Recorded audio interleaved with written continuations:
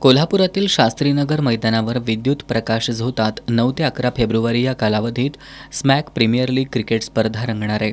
स्मॅकचे सदस्य असलेले कारखानदार आणि कामगार यांचा या स्पर्धेत सहभाग असणार आहे। कारखानदार आणि कामगार यांच्यामध्ये मैत्रीचं नातं निर्माण करण्यासह कामगारांना तणावमुक्त करण्यासाठी सलग दुसऱ्या वर्षी या स्पर्धेचं आयोजन करण्यात आलंय।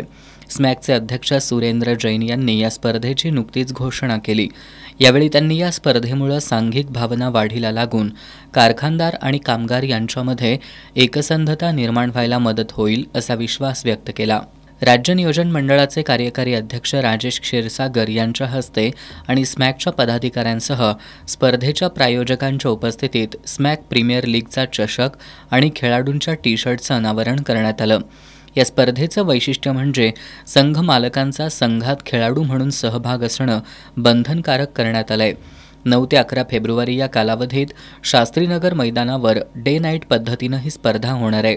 Pinnacle precision technology private limited, mister health and hygiene, Caspro group, Suyash group, Kohinoor metallics, S tools, Balaji industries, Vijay foundry equipments, Yash metallics, Ganesh technology, Zanwar group, Mayura steel, Hind gear industries, arm machine tools, Saroj group of companies, SB resellers हे 16 संघ या स्पर्धेत सहभागी असणार आहेत।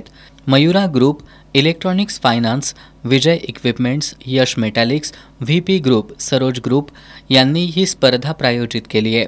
स्पर्धा संयोजन समितीचे सदस्य तरुण उद्योजक अभिषेक सोनी, अभिषेक झंवर, साहिल मोमीन, ओंकार भगत, श्रीराम सुरवसे, कुणाल कट्टी, प्रेम शिंदे हे स्पर्धेच्या संयोजनासाठी परिश्रम घेत आहेत। चषक अनावरण सोहळ्याला स्मॅकचे पदाधिकारी, सदस्य, संघ मालक, खेळाडू उपस्थित होते।